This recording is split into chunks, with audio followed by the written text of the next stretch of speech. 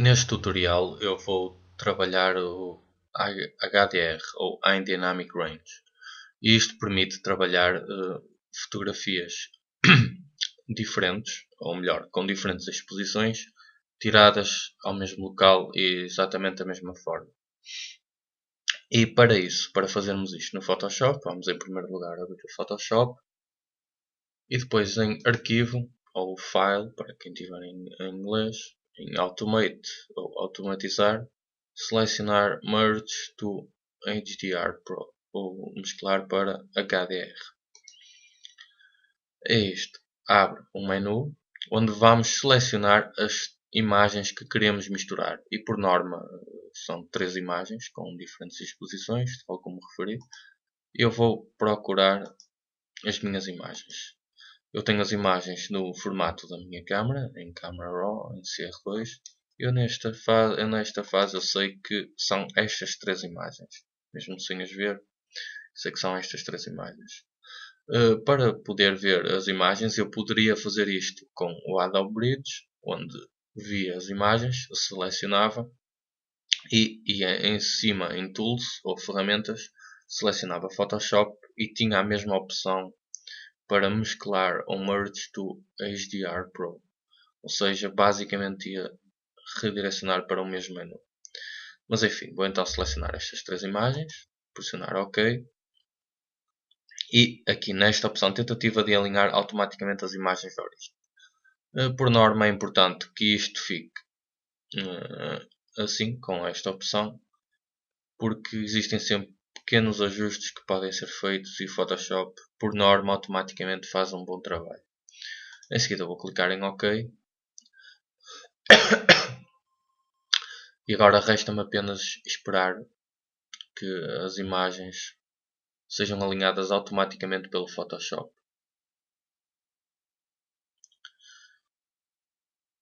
Como elas estão em RAW, como devem calcular, demora um pouco mais. Em seguida, com o menu aberto, podemos verificar que já vemos algo que seria bastante difícil fazer sem usar o HDR ou HDR. Eu vou só mostrar, por exemplo, aqui estas funcionalidades. Eu posso selecionar se quiser misturar apenas uma ou duas imagens. E como podem ver, esta imagem central, a imagem do meio, é a imagem onde está com uma exposição mais ou menos correta. E podem ver aqui o EV0 e o EV mais 2 e EV-2. Isto significa o que? Isto na minha máquina foi tirado usando a função de compensação da exposição ou bracketing, para quem estiver mais familiarizado com o Nikon, em que basicamente permite-me tirar 3 fotografias com exposições diferentes sem ter que ir às configurações e mudar diretamente. Ok, mas então avançando. Logo aqui em predefinição existem algumas predefinições desde logo aqui que podem ser manipuladas.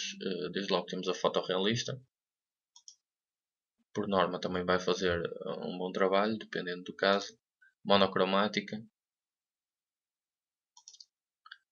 Crepúsculo da cidade. Obviamente não é este o caso, não se vai adequar muito.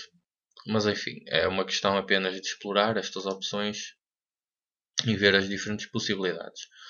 O que é que eu tenho o hábito de fazer? Por norma, embora não use tanto como isso o HDR, quando uso gosto de aumentar bastante a intensidade e um pouco o raio. E para o caso desta fotografia, até não existem muitos problemas. Contudo, é preciso ter cuidado porque por vezes existem alguns problemas nas bordas que, ao checarmos esta opção, podem ser resolvidos ou não. Em relação à gama, normalmente não tenho o hábito de mexer muito no gama, mas podem ver o que é que acontece se eu mexer aqui no gama. Podem ver, eu vou deixar em 1, que era a definição padrão.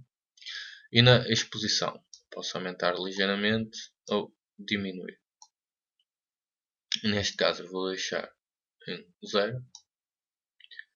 E em seguida temos o detalhe, que permite aumentar um pouco o detalhe da imagem. Como podem ver, se quisermos um efeito mais surrealista, este era o que deveríamos fazer. Eu vou deixar em 30%, mais ou menos. E em seguida temos algumas opções um pouco familiares, mais do Camera Raw. Por exemplo, podemos trabalhar as nossas shadows. Vamos aumentar um pouco. Podem ver que estas partes da cortina aumentam um pouco a luminosidade. Ou os realces que podemos aumentar, sensivelmente vai afetar as nuvens. Podem ver que as nuvens praticamente desaparecem. Ou então reduzirmos ligeiramente para conseguirmos ver melhor as nuvens. Neste caso, como uh, o Photoshop fez um bom trabalho no HDR, nem há grandes possibilidades para mexer isto. Vou só aumentar um pouco a vibratividade das cores